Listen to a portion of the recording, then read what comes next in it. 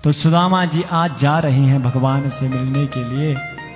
और तब सुशीला जी ने कहा कि मेरा एक संदेश भगवान तक पहुंचा देना। क्या क्या संदेश पहुंचाना? बोले 1 मास 2 पाक में 2 एकादशी हो,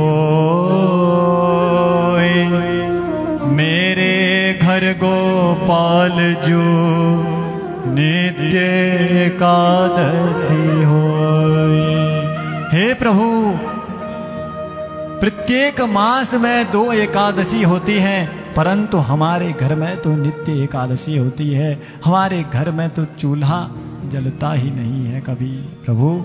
इसलिए ऐसा संदेश देकर के सुदामा जी को विदा किया माँ सुशीला ने। और सुदामा जी चले हैं भगवान का नाम लेकर के, और भगवान का चिंतन करते करते सुदामा जी मार्ग में जा रहे हैं। कहते हैं चले श्याम सुंदर से मिलने सुदामा, चले श्याम सुंदर से मिलने सुदामा, चले श्याम सुंदर से मिलने सुदामा, चले श्याम सुंदर से मिलने सुदामा। गाते गाते मन में, गाते गाते मन में हरे कृष्ण रामा, चले श्याम सुंदर से मिलने सुदामा, चले श्याम सुंदर से मिलने सुदामा। श्री कृष्ण गोविंद हरे मुरारी, हे नाथ नारायण वासुदेवा। श्री कृष्ण गोविंद हरे मुरारी, हे नाथ नारायण वासुदेवा। श्री कृष्ण गोविंद हरे मुरारी, हे नाथ नारायण वासुदेवा। श्री कृष्ण गोविंद हरे मुरारी, हे नाथ नारायण वासुदेवा। चले श्याम सुंदर से मिलने सुदामा, चले श्याम सुंदर से मिलने सुदामा।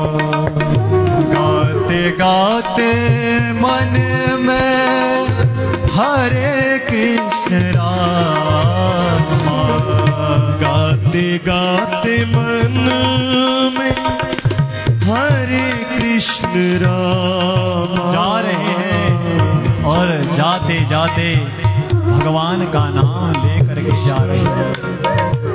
पाँव में पादुकाएं नहीं है, कांटे चुभ गए, रक्त बहने लगा, परंतु फिर भी कन्हैया कन्हैया कृष्ण कृष्ण कृष्ण जा रहे हैं सुदामा जी। और सुदामा जी के इस भाव को द्वारिका में बैठे श्री कृष्ण देख रहे हैं कि एक भक्त मेरी ओर बड़ा चला आ रहा है, क्योंकि उसका प्रण है ये यथा माम प्रपद्यन्ते तास तथैव भजाम्यहम्। जो मुझे जिस भाव से भजता है मैं भी उसे उसी भाव से भजता हूँ। ये मेरे गोविंद का संकल्प है, उसका प्रण है। यदि तू मुझे जिस भाव से भजेगा मैं भी तुझे उसी भाव से भजूंगा, क्योंकि वो कहता है मैं झुक जाता हूँ उन अहले कर्मों के सामने जो एहसान करके भी निगाहें नीचे करते हैं। इसीलिए कन्हैया जी आज देख रहे हैं उसे और वो चलता जा रहे हैं। चले श्याम सुंदर से मिलने सुदामा, चले श्याम सुंदर से मिलने सुदामा। जाते गाते गाते गाते गाते मन में हरे कृष्ण रामा चले श्याम सुंदर से मिलने सुदामा। जा रहे हैं और जाते जाते थक गए। अब सुदामा सोचने लगे कि कन्हैया, हे द्वारिकाधीश, कितनी दूर है तेरी नगरी।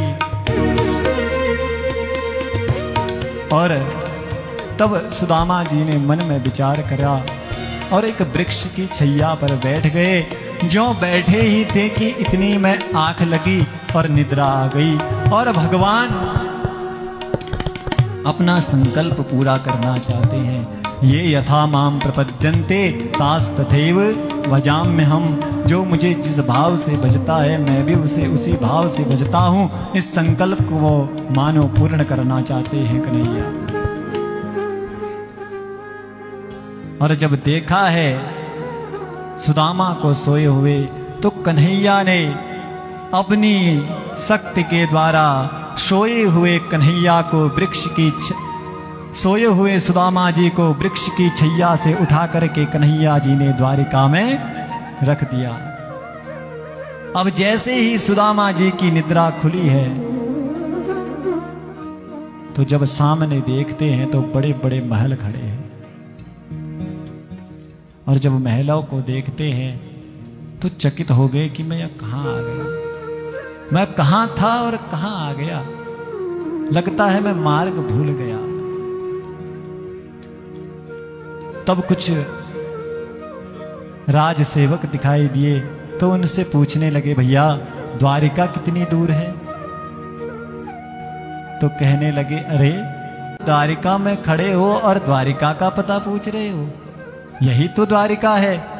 तो हमारे द्वारिकाधीश का महल कौन सा है। तब द्वारिकाधीश का महल पता चला और महल के पास चले गए कन्हैया। और भागवत जी में तो ऐसा वर्णन आता है कि सुदामा जी सीधे दौड़े और दौड़ करके सीधे अंतःपुर तक चले गए जहां कन्हैया बैठे हुए थे। परंतु नरोत्तम दास जी अपने कृति में लिखते हैं, वह जब सुदामा चरित्र का वर्णन करते हैं तो तब कहते हैं कि द्वारपालों ने सुदामा की इस छवि को देखा तो क्या देखते हैं, ये कौन आ गया, कौन है। और उससे पूछा कि तुम्हारा परिचय क्या है। तो उन्होंने बताया कि मेरा नाम सुदामा है, मैं तुम्हारे द्वारिकाधीश का मित्र हूं और मैं कन्हैया से, अपने तुम्हारे द्वारिकाधीश से मिलने के लिए आया हूं। तब वह द्वारपाल शीघ्र गए और कन्हैया से कहते हैं कि हे प्रभु, कोई द्वार पर आया है। और उसका वर्णन करते हुए कहते हैं, कैसा है वह। तो बोले, शीस पगा न जगा तन में प्रभु जान को आए बसे के ही ग्रामा।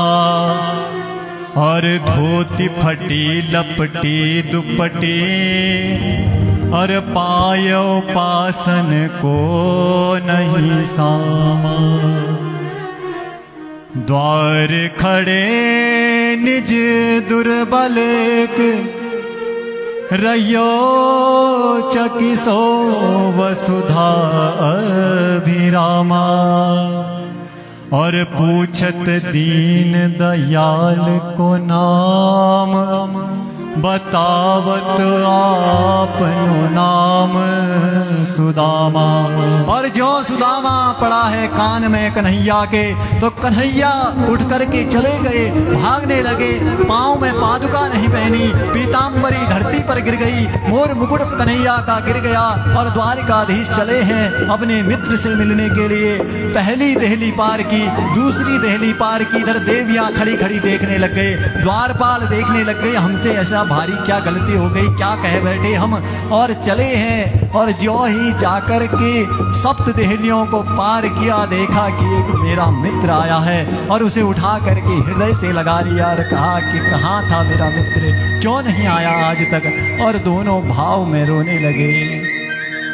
और इस प्रकार रोते हुए कन्हैया कंठ से भर करके अपने मित्र को आज भीतर लाए और भीतर ला करके अपने राज सिंहासन पर बैठा दिया सुदामा को।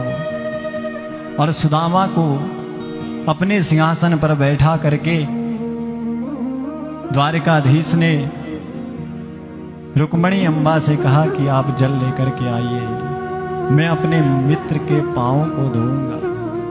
कितने सहज हैं हमारे कन्हैया, कौन होगा इतना दयालु,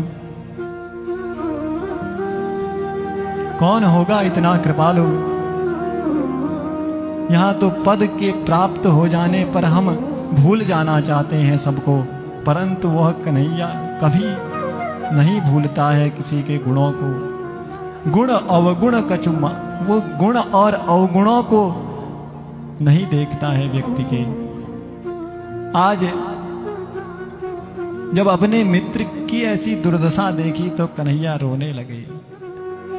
और मां रुक्मणी अम्बा जल लेने के लिए गई है, परंतु रुक्मणी अम्बा के जल लाने से पूर्व ही कन्हैया के नेत्रों से ही गंगा और जमुना की धारा बहने लगी और कन्हैया ने अपने नेत्रों से ही सुदामा जी के चरणों को धो दिया। और कन्हैया अपने मित्र के पांवों को जब देखते हैं तो उसमें बड़े बड़े कांटे लगे हुए हैं और उनको मेरे कन्हैया अपने दांतों से निकालने लगे। अरे मित्र, तुम मेरे लिए इतनी दूर से यहां आ गया। तब बार बार संकोच वश सुदामा जी कन्हैया से कहते हैं अब बस कर, अब बस कर। परंतु देखी सुदामा की दीन दशा, करुणा करके करुणा निधि रोए। देखी सुदामा की दीन दशा, करुणा करके करुणा निधि रोए। और पानी परात को हाथ छुयो नहीं, नैनन के जल से पग धोए। नैनन के जल से पग धोए। सुदामा जी के पैरों को कन्हैया ने अपने नेत्रों के जल से धो दिया।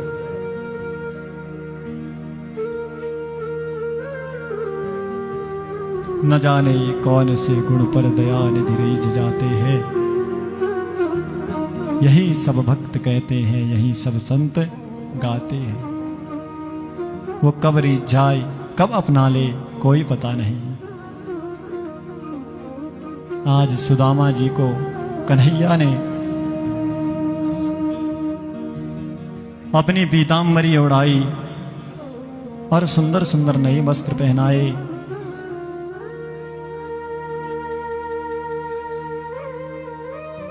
और भीतर ले जा करके दुग्ध के समान श्वेत पलंग पर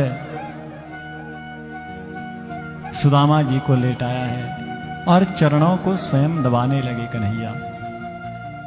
और स्वयं दबा करके कन्हैया पूछते हैं सुदामा से कि तुम तो बचपन में बड़े ब्रह्मचारियों की तरह बातें करते थे, इसलिए बताओ कुछ विवाह हुआ कि नहीं। अब सब लोग, सत्यभामा, रुक्मणी अम्बा सब खड़ी हैं, तो सुदामा थोड़ा संकोच कर रहे हैं। तो कहते हैं तू भी कैसी बातें करता है, वैसे मैं तुझे बताऊं तो मेरा विवाह हो गया है और तेरी भाभी का नाम है सुशीला। जैसा नाम है वैसे ही उसके भीतर शील भी है। बड़ी पतिव्रता है तेरी भाभी, और मैं कहूं कि उसी ने मुझे तेरे पास भेजा है। अरे वाह, मेरी भाभी ने मुझे तुम्हें भेजा है तो कुछ ना कुछ तो भेजा ही होगा मेरे लिए। अब कन्हैया सोचने लगे, भैया इतना बड़ा राजमहल में रहने वाला, इसे मैं कैसे वह 4 मुट्ठी लाए हुए अलग अलग भिन्न भिन्न चावलों को दिखाऊं, खिलाऊं। पर कन्हैया की ऐसी बातों को सुनकर सुदामा जी ने पूरे चरित्र को ही बदल दिया और वह कन्हैया को उलझाने लगे। अरे मित्र, जानता है बचपन में हम कैसे कैसे खेल किया करते थे। जब एक बार की याद है तुझे, तू और मैं गए हुए थे आश्रम में, गुरुदेव ने हमें कहा था कि जाओ और जाकर के समिधा बिन लाओ, और तब बहुत तेज बारिश हो गई थी, तो तू और मैं एक वृक्ष में चले गए थे, और तब बहुत बारिश हुई तो हम रात्रि भर वहीं रह गए। गुरुजी की आज्ञा का पालन करने के लिए हम वन में ही भटक रहे थे। इसलिए जब भोर प्रातः हुई तो अगले दिन गुरुदेव ने आकर के तुझे और मुझे अपने हृदय से लगा लिया और कहा कि शिष्य तो बहुत देखे पर तुम्हारे जैसे कोई शिष्य नहीं देखा। इस प्रकार से बचपन की बातें कर रहे हैं, परंतु सुदामा जी से कन्हैया फिर कह देते, भाभी ने क्या भेजा। और अब सुदामा जी ने कहा कि ये तो घूम फिर करके वहीं आ जाता है, तो फिर उलझाने लगे। अच्छा भैया, हमारा तो विवाह हो गया, तुम्हारे कितने विवाह हुए बताओ। तो तब कन्हैया कहते हैं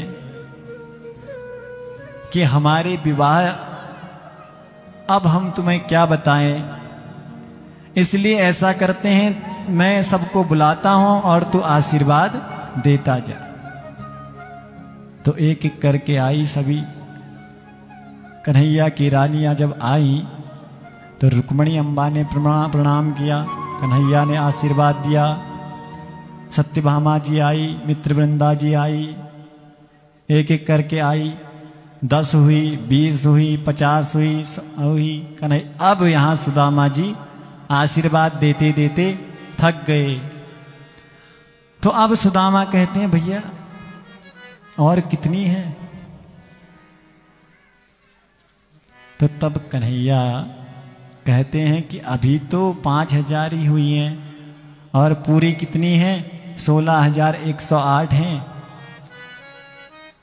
तो एक काम कर कन्हैया, मैं तुझे आशीर्वाद दे देता हूं और तेरे बदले सबको आशीर्वाद चला जाएगा, तेरे माध्यम से सभी को आशीर्वाद मेरा पहुंच जाएगा। तो कन्हैया ने कहा ठीक है, सभी लोग खड़े हो जाओ। और सुदामा जी ने कन्हैया को आशीर्वाद दे दिया। और इसके बाद कन्हैया फिर से वहीं प्रश्न पर आ गए, भाभी जी ने क्या भेजा है। और सुदामा को जब से आए हैं सुदामा जी, तब से देख रहे हैं कि एक पोटली को बगल में बार बार दबाए हुए हैं। तो क्या किया कि इस बार जब पूछा और कन्हैया से सुदामा जी कहते हैं कि मैं कुछ नहीं लाया, तो कन्हैया कहते हैं तो बार बार तुम बगल में करते क्या हो, ये हाथ क्यों हिला रहे हो इतना। तो कहा कि मेरे हाथ में दर्द हो रही है। तो कन्हैया ने कहा फिर लाओ हम मालिश कर देते हैं, पांव दबा ही रहे हैं, हाथ भी दबा लेते हैं। और इतने में नजर चली गई पोटली में, और कन्हैया ने एक झपट्टा मारा और पोटली अपने हाथ में ले ली। और जैसे ही पोटली ली है, तब तो सुदामा जी सोचने लगे, ये द्वारिकाधीश और मेरी पोटली में चावल है, परंतु भाव का भूखा हूं मैं वाली बात को प्रभु सिद्ध कर रहे हैं कि भाव का भूखा हूं मैं और भाव ही एक सार है। मुझे तुम्हारे 56 प्रकार के व्यंजन नहीं चाहिए। अरे भैया, दुर्योधन की मेवा त्यागी, साग विदुर घर खायो, सबसे ऊंची प्रेम सगाई।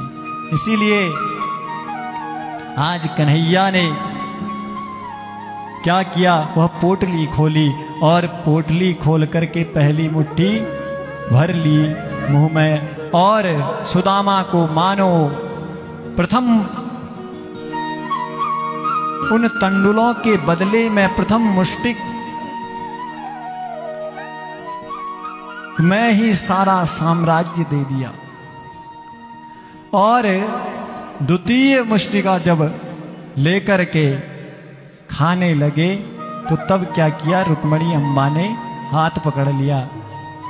कहीं कहीं पर ऐसा भी वर्णन आता है कि 3 मुष्टिक चावल कन्हैया ने खाई, परंतु भागवत जी कहती है इति मुष्टिम सकर जगद्वा द्वितीयम जगदुमाद दे। जब दूसरी खाई तो तब रुक्मणी अम्बा ने हाथ पकड़ लिया। पहले में ही सर्वस्व देने, पहले में ही सुख दे दिया, ऐश्वर्य दे दिया, और जब दूसरी मुट्ठी खाने के लिए उठाई है कि पकड़ लिया हाथ और कहा सब कुछ दे करके खुद सुदामा बन जाओगे क्या। मन ही मन कह रही है अरे स्वामी, जब आप सब कुछ सुदामा को ही दे दोगे तो फिर हम कहाँ रहेंगी, और तुम तो स्वयं क्या बन जाओगे, सुदामा बन जाओगे। इसलिए भगवान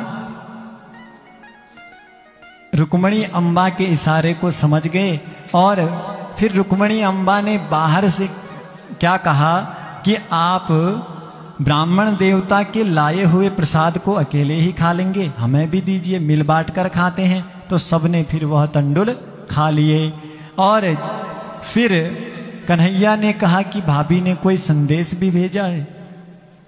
तो सुदामा जी कहते हैं हाँ, तुम्हारी भाभी ने एक संदेश भेजा है। क्या कि 1 मास 2 पाख में 2 एकादशी होय, मेरे घर गोपाल जो नित्य एकादशी होय।